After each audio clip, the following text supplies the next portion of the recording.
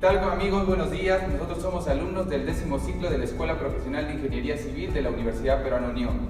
El día de hoy les tenemos preparado una exposición acerca de 5 métodos del cálculo de excavación. El primer método que vamos a exponer hoy día será el método de Nil, a cargo de mi compañero Rodinel Rudencindo. El segundo método será el método de Blanche, que estará a cargo de mi persona. El tercer método será el método de Larras, a cargo de mi compañero Julián Robles. El cuarto método será el método de Bata, a cargo de mi compañero Baid Sacramento. Y el quinto método será el método de Aruna Chalán, a cargo de mis compañeras Jocelyn Vilca. Bueno, en esta oportunidad les voy a explicar sobre el método de Niel de 1964. Entonces, en cuanto a la información necesaria para la estimación de la excavación, son 3 parámetros, lo que son las geométricas de los puentes de estudio, la información hidrométrica y las expresiones que se van a emplear en la estimación de la excavación. En cuanto a las formas típicas de las pilas, tenemos acá como observan. En la excavación de pilas, estos son los factores que ocurre cuando se hace una excavación, ocurren las ondas, se ve también la nivelación del agua, la excavación, los vértices que circulan en la excavación. Los factores que afectan a las excavaciones locales, ¿no? Son la corriente, más que nada la corriente y el ancho, la profundidad del tirante del agua. En cuanto al método, acá precisamos y sus parámetros. Acá tenemos el parámetro que la Y sub 0 es la excavación, la B es el ancho de la pila y la sub 0 es lo que es la corriente tirante del agua del río. En cuanto al objetivo, tenemos que determinar la excavación local de pilas. En la definición podemos decir que depende de las características del flujo y el tipo de material del lecho. Según el método, el diseño para las ciertas regiones con la característica específica, ¿no? Para esos lugares son más utilizados. Y en cuanto al procedimiento de la excavación, vamos a empezar a mostrarlos.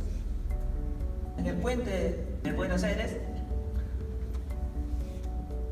en cuanto a la base de ancho de pilas, cuando ponemos un ancho de 0.75 metros, obtenemos un metro con 30 centímetros.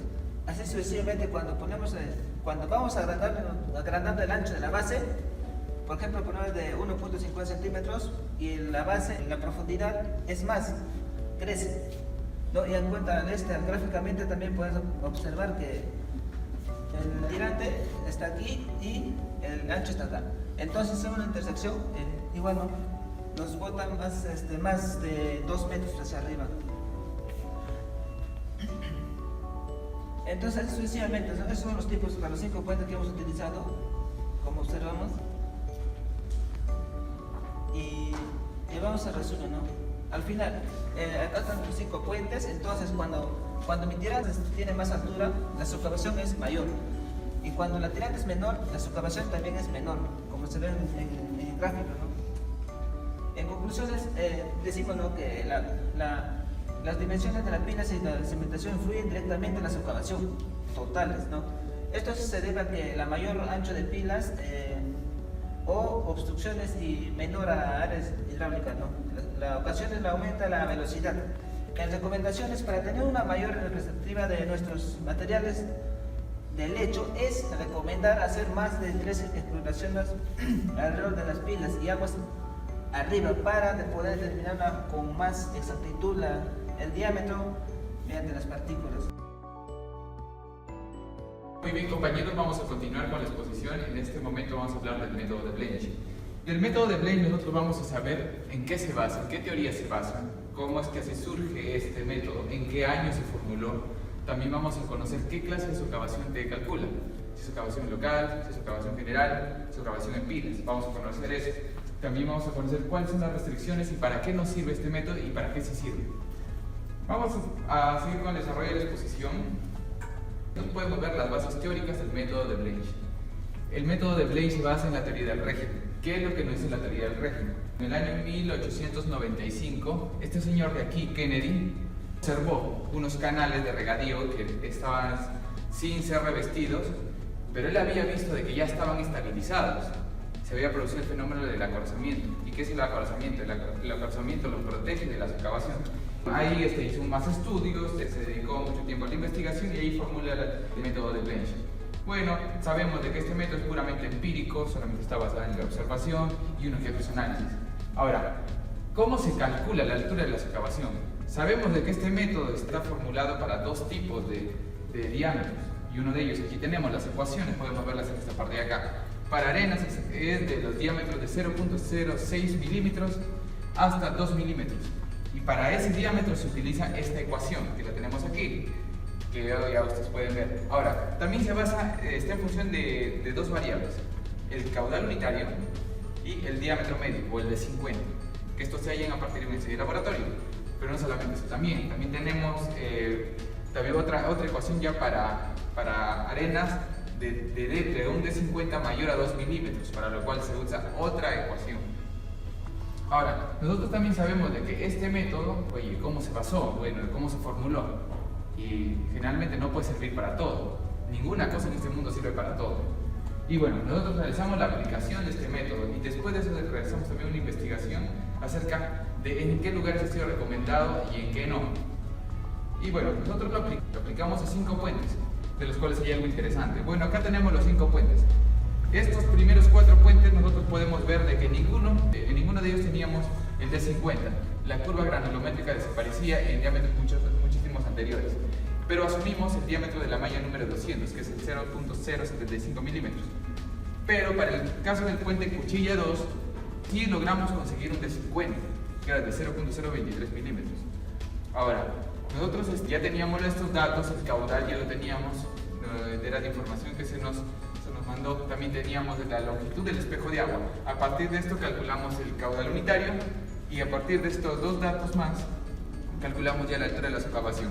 Este método mide la altura de socavación a partir de la superficie tirante de agua hacia abajo, lo cual nos arrojó una altura de socavación de 2.35 metros ya debajo del cauce, ya a partir de 1.85 debajo del cauce. Eso vamos a cortar. Ya, seguimos, está bien. Ahora, ¿a qué conclusiones llegamos con el método de Blanch? Bueno, el método de Blanch está basado en la teoría del régimen, que fue propuesto en el año 1895. También tenemos que el método de Blanch está diseñado para el cálculo de la altura de socavación general en suelos gravosos. Ahora, si nosotros queremos saber para qué no es recomendable, en qué casos no podemos usar el método de Blanch, aquí tenemos, para suelos cohesivos no podemos usar el método de Blanch, para suelos heterogéneos y suelos finos. Tampoco se recomienda utilizar el método de Blanch en el caso que tú quieras calcular la socavación en algún estrechamiento, la socavación en alguna curva del río, la socavación en pilas y la socavación en estribos. Para esta cosa no sirve. Este método, como ya lo volvemos a repetir, solamente sirve para la socavación general. Ahora, también el Blanch no solamente hizo una ecuación para calcular la socavación, sino también para calcular parámetros del cauce. Esto ya escapa de este tema. Ya lo dejamos a su criterio y a su interés, si es el caso de ustedes, de poder seguir investigando acerca de este método. Bueno, vamos a continuar con la exposición. El siguiente método que vamos a explicar es el método de Larraz. Ventajas y desventajas del método de Larraz. Bueno, las ventajas del método de Larraz son el método de cálculo rápido y sencillo. Se obtienen los resultados conservadores. El método de Larraz es un método que cuenta con una amplia variación de formas de pilas, ya que el método se basa en las características geométricas de las pilas. De uso práctico, cuenta con datos de coeficientes tabulados. Bueno, y las desventajas de este método es independiente del diámetro del sedimento y del tirante de agua. La profundidad máxima de socavación absoluta es distinta a la del equilibrio y se recomienda aplicar solo en el caso general de alturas de agua mayores de 30 a 40 veces el diámetro del sedimento y se secciona de menos del 10% de contracción en sus cauces. El método de Larraz propone una ecuación teórica práctica deducida de medidas de socavación tomadas en varios puntos franceses después de haberse producido la creciente. Larraz se concentró en la máxima profundidad de socavación para condiciones próximas a velocidades críticas del movimiento del sedimento. La ecuación del método de Larraz. El DS vendría a ser la profundidad de socavación local a medida del fondo del cauce. El A es el ancho de la pila. El KF es el factor de corrección por la forma de la pila de la tabla que se obtiene de la tabla número 1, esta tabla. El KFI es el factor de corrección por el ángulo de ataque del corriente que se obtiene de la tabla número 2, que es de esta tabla. Nos da una condición de que para pilas cilíndricas el K es igual a 1 y para pilas rectangulares el K es igual a 1.4. Bueno, esta es la tabla número 1, tabla número 2. Tipos de pilas para el método de Larraz son estos tipos de pilas con las cuales trabaja el método de Larraz. Una aplicación del método de Larraz. Aquí tenemos, primero elegimos el tipo de pila. Nosotros elegimos la pila elíptica para el puente Buenos Aires. Y la pila de forma elíptica tiene de largo y ancho de la pila es de 3 y 2 metros, con el cual obtuvimos aquí de la tabla 1 el 0.83 y de la tabla 2 el KFI 1.24, obteniendo una excavación de 2.46 de la misma manera en esta parte. Y para obtener el resultado es un promedio que obtuvimos la profundidad de socavación local medida a partir del fondo de cauce de 2.14 metros. Y bueno, en conclusión, el método de Larraz se basó en la teoría propuesta por Larraz en el año de 1963. El método de Larraz está diseñado para calcular la profundidad de socavación local medida a partir del fondo de cauce, ¿no?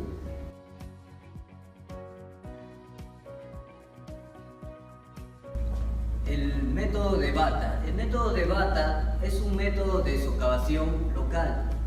Como teoría consideramos al método de Bata, que tiene mayor importancia el número de Fruit que el diámetro de las partículas de los tirantes. Este método no ha sido bien definido si es para aguas claras o es para un lecho móvil. Como la ecuación para determinar la socavación, tenemos la socavación entre el tirante va a ser igual a 10 veces el número de Fruit al cuadrado menos 3 veces el diámetro medio o el D50 entre tirante de aguas arriba. Restricciones para el método. Como ya he dicho, este método no se explica si es para agua clara o para lecho móvil. Igual los cálculos en ocasiones no representan la realidad debido al exceso de estimación en este método.